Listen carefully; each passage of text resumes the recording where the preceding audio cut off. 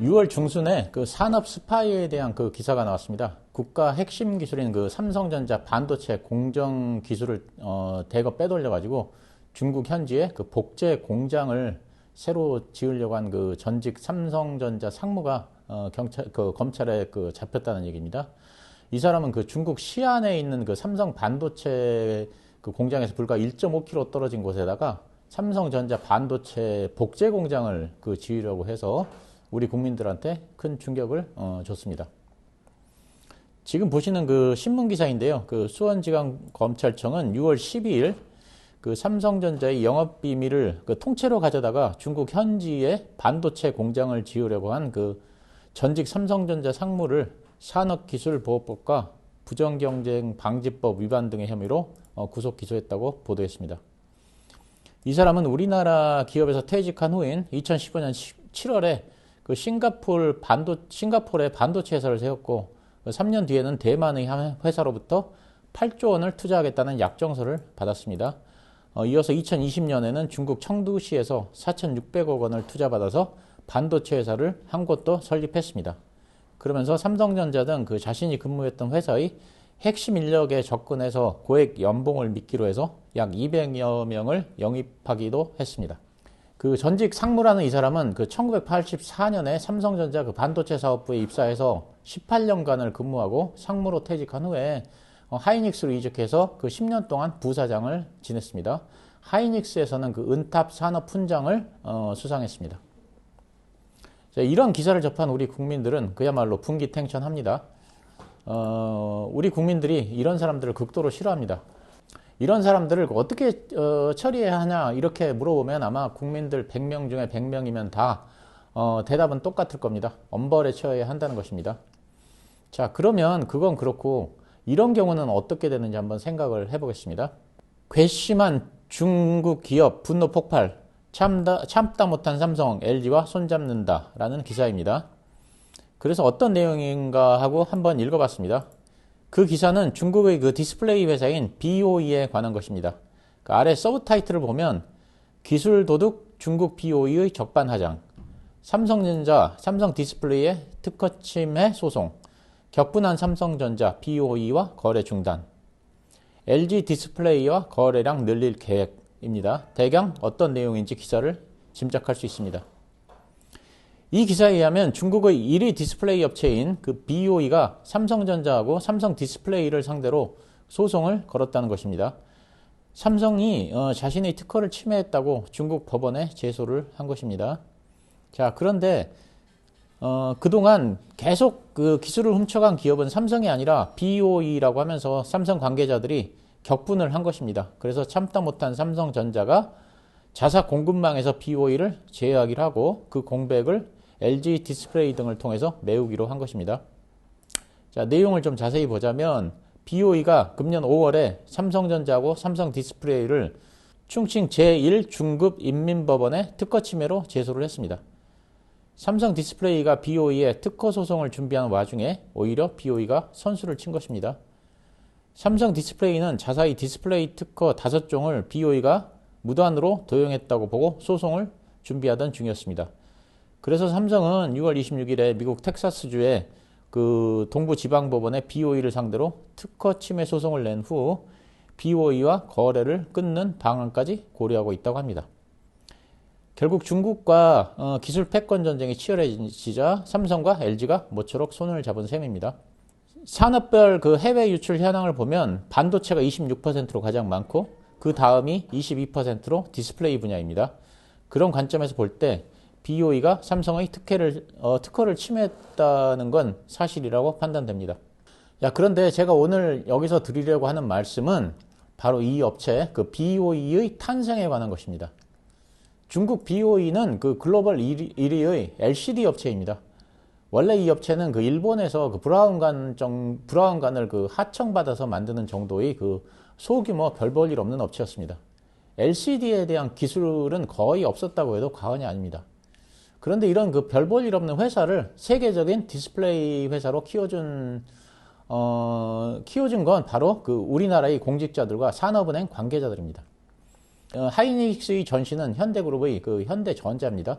현대전자가 그 김대중 정부 당시에 빅딜 정책에 따라서 15조 원을 들여서 그 LG 반도체를 인수했지만 이게 부메랑이 돼서 심각한 자금난에 빠지게 됩니다. 그래서 현대전자는 결국 부도를 내고 워크아웃에 들어갑니다. 그래서 채권단은 그 반도체 부분만 살리고 대신에 LCD 사업부는 분리해서 매각하기로 결정을 합니다.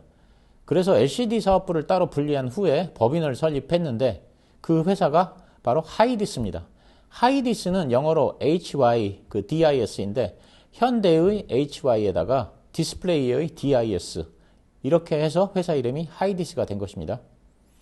그런데 중국이 전 세계 LCD 시장을 장악한 건 바로 이 회사 하이디스 때문입니다. 정확하게는 하이디스 때문이 아니라 하이디스를 중국에 매각한 산업은행 때문입니다. 산업은행이 하이디스를 매각하기로 하고 공고를 내자 가장 적극성을 보인 회사가 바로 그 중국의 BOE입니다. 중국의 BOE는 그 우리나라의 하이디스를 인수해서 우리나라의 기술을 다 빼내서 디스플레이의 강자로 그 부상하겠다는 그 계획을 세웁니다. 그래서 우리나라에 재빠르게 그 지사를 설립하고 중국 정부의 자금을 받아내서 최고 입찰가를 써냅니다. 그 당시 그 디스플레이 관련 그 우리나라 전문가들은 산업은행에다가 중국에 하이디스를 팔면 안 된다. 그러면 우리나라 기술을 다 빼먹어서 나중에 부메랑으로 돌아와서 우리나라 기업 다 죽일 것이다. 이렇게 경고를 계속했습니다. 그렇지만 그 산업은행은 그 업계 관계자들의 의견을 무시해버리고 하이디스를 그 중국의 BO에 매각해버립니다. 당장 이 푼돈에 급급해서 우리나라 디스플레이의 그 미래를 중국에 다 팔아넘긴 것입니다. 결국 BOE는 하이디스를 단돈 4,500억 원의 헐값에 사들였습니다. 그 후에 BOE는 곧바로 하이디스의 그 서버와 중국 BOE 본사의 서버를 연결시킨 후 모든 기술을 다 빼갑니다. 그리고 이를 바탕으로 해서 중국의 LCD 그 패널 제조 공장을 건설하기 시작했고 건설이 완료되자마자 2006년에 우리나라의 하이디스를 그대로 부도 처리하고 사실상 폐기를 해버립니다. 여기에 그 중국 정부의 그 천문학적인 자금 지원이 더해져서 사세를 확장하기 시작했고 그래서 2021년에는 LCD 시장 1위를 차지했습니다. 디스플레이 시장 점유율은 작년 말 기준으로 중국이 42.5%, 한국이 36.9%입니다. 결국 그 중국의 그 BOE 때문에 삼성 디스플레이는 하는 수 없이 LCD 사업을 접었고 LG 디스플레이도 BOE에 따라잡히면서 고전에 고전을 거듭하게 됩니다. 자, 그러면 한번 생각을 해보겠습니다. 아까 삼성전자 기술을 빼간 사람은 우리나라 국민들에게 수조 원의 피해를 입혔다고 해서 그 검찰에 기소가 되었습니다. 그런데 하이디스를 중국에 팔아서 우리나라 디스플레이 업계를 초토화시킨 정부 관계자와 산업은행 관계자들은 그보다 훨씬 더 큰 피해를 우리나라 국민들에게 줬습니다. 그 당시 많은 전문가들이 하이디스를 BOE에 매각하는 것에 심각한 우려를 표했습니다. 하지만 그 투자한 그 혈세를 그 회수한다는 명목 하에 그것도 달랑 4,500억 원을 회수한다는 명분 하에 우리나라의 미래 먹거리인 그 디스플레이 산업을 초토화시켜버린 겁니다. 제가 보기에는 그 정부 관료들이나 산업분의 관계자들이 바보가 아닌 이상 이런 결과가 오는 것을 몰랐다고 생각하지는 않습니다. 충분히 예측 가능했다고 생각합니다. 만약 이걸 진짜 몰랐다면 그냥 바보라고 봐야 됩니다. 근데 그들이 하이디스의 매각을 강행해서 중국에 팔아넘긴 이유가 무엇일까요? 아마도 제 생각에는 자기네 입심양명 때문일 겁니다. 실적이 좋아야 승진도 하고 그래야 출세도 하기 때문입니다. 그러니까 이 골치 아픈 그 회사를 매각해서 외자를 유치했다는 실적 그리고 투자금을 회수했다는 실적 때문입니다. 자, 그럼 한번 비교를 해보겠습니다. 아까 삼성전자 기술을 그 유출한 사람이나 하이디스를 그 중국에 매각한 사람들이나 모두 자신의 이익을 위해서 이런 일을 저질렀습니다. 근데 삼성전자의 기술을 그 유출한 사람은 돈을 벌기 위해서 그렇게 했고 하이디스를 중국에 매각한 사람들은 자신의 출세를 위해서 그렇게 했습니다. 그런데 삼성전자의 기술을 빼돌린 그 사람은 범죄를 저질렀기 때문에 처벌을 할 수가 있지만 하이디스를 중국에 매각한 이 정부나 산업은행 관계자들을 처벌할 수는 없습니다. 오히려 이걸 공로로 해서 공로로 인정받아서 승진이나 하지 않았으면 그나마 다행이라고 생각합니다. 하지만 그 국민들에게 피해를 준 걸 생각하면 하이디스를 중국에 팔아넘긴 공직자와 산업은행 관계자들이 훨씬 더 우리 국민에게 고통을 줬다고 할 수 있습니다. 우리나라 디스플레이 산업을 초토화시켰고 그리고 하이디스가 부도 처리되면서 수많은 사람들이 직장을 잃었습니다. 자, 저는 이럴 때 생각나는 사람이 한 명 있습니다. 자, 링컨 대통령 시대에 국무장관을 지냈던 사람이 윌리엄 헨리 슈어드입니다.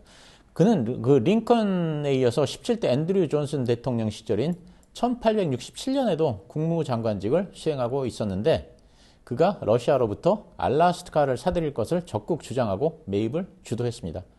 하지만 여론이 굉장히 좋지 않았는데 그럼에도 불구하고 그는 미국을 위해서는 알라스카를 사들여야 한다고 생각하면서 여론을 무시하고 알라스카를 사들였습니다. 그 당시 러시아는 크림 전쟁에서 영국과 프랑스에 패배해서 재정적으로 어려움에 처해 있었고 이를 타개하기 위해서 미국에 알라스카를 팔았던 것입니다. 알라스카는 우리나라 국토의 17배, 미국의 5분의 1에 해당하는 거대한 땅입니다.